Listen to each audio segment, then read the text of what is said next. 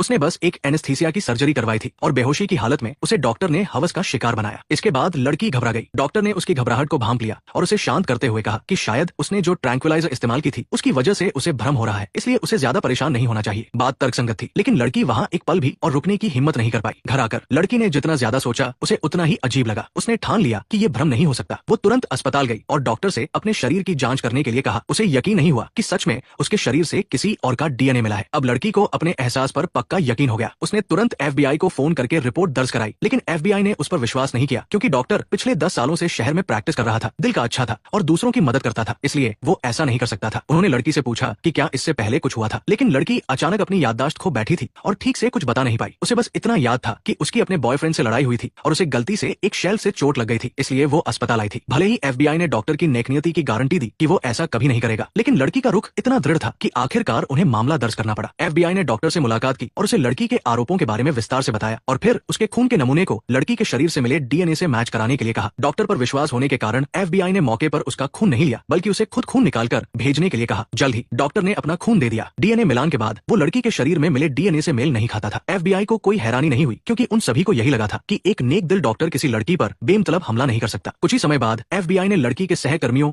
और छात्रों के सामने जोर से घोषणा की कि डॉक्टर ने उस पर हमला नहीं किया है। इससे लड़की की इज्जत पूरी तरह से चली गई। लड़की बहुत नाराज हुई। वो पीड़ित थी और अब उसे इस तरह से व्यवहार किया जा रहा था। वो न्याय मांगने के लिए पुलिस स्टेशन आई और सवाल किया कि क्या उन्होंने नियमों का पालन नहीं किया। जल्द ही लड़की ने पुलिस चीफ का ध्यान अपनी ओर खींचा। आखिरकार जब चीफ ने पूछताछ की तो एफबीआई ने स्वीकार किया कि उन्होंने प्रक्रिया का पालन नहीं किया, लेकिन उन्होंने फिर से जोर दिया कि वे अपनी जान की बाजी लगाकर कह सकते हैं कि डॉक्टर ऐसा कभी नहीं करेगा। लेकिन लड़की इससे सहमत नहीं हुई। उसे सच्चाई चाहिए थी। उसने चीफ को धमकी दी कि अगर वे सबूत इकट्ठा करके मामले की दोबारा जांच नहीं करते हैं तो वो इंटरनेट पर जाकर मीडिया के सामने उनके कामों को उजागर कर देगी। अब एफबीआई के पास कोई विकल्प नहीं बचा। उन्हें मामले की दोबारा जांच करनी पड़ी। इस बार वे डॉक्टर के पास गए और सबके सामने उसके खून का नमूना लिया, लेकिन डॉक्टर अभी भी डरा नहीं था और शांति से खून देने के लिए तैयार हो गया। जल्द ही जांच के नतीजे फिर से आ गए और वे लड़की के शरीर में मिले डीएनए से पूरी तरह से अलग थे। इस बार चीफ ने खुद खून निकालने की पूरी प्रक्रिया की निगरानी की थी, इसलिए कोई भी हेराफेरी नहीं कर सकता था। अब लड़की पूरी तरह से चुप हो गई। अगर वो आगे जांच करती तो ऐसा लगता कि वो किसी पर झूठा आरोप लगा रही है, लेकिन उसे अभी भी लग रहा था कि उसके साथ दुर्व्यवहार हुआ है। उसे डॉक्टर का चेहरा धुंधला सा याद था। बीच में जरूर कोई गड़बड़ थी, लेकिन पिछली 2 बार निर्दोष साबित होने के कारण जब उसने न्याय पाने की कोशिश की तो किसी ने उसकी बात नहीं सुनी। आखिरकार लड़की की मर्जी के खिलाफ मामले को बंद कर दिया गया और लड़की को 2 लाख रुपए मानसिक क्षतिपूर्ति के रूप में देने पड़े। इसके बाद लड़की का विश्वास पूरी तरह से टूट गया। शहर के लोग उसे सनकी मानने लगे और जब भी वे उसे देखते तो अजीब नजरों से देखते थे। वो धीरे धीरे खुद में सिमट गई। उसे डिप्रेशन हो गया और वो पूरे दिन खुद को घर में बंद रखती थी। उसके मन में बार बार डॉक्टर द्वारा किए गए दुर्व्यवहार की यादें आती थी। उसके पिता ये सब नहीं देख पाए और उन्होंने उसे एक नए शहर में ले जाने का फैसला किया। हालांकि वो अपनी बेटी पर विश्वास करते थे, लेकिन जांच के नतीजे झूठ नहीं बोल सकते थे। उन्होंने अपनी बेटी को भी समझाया कि क्या उसे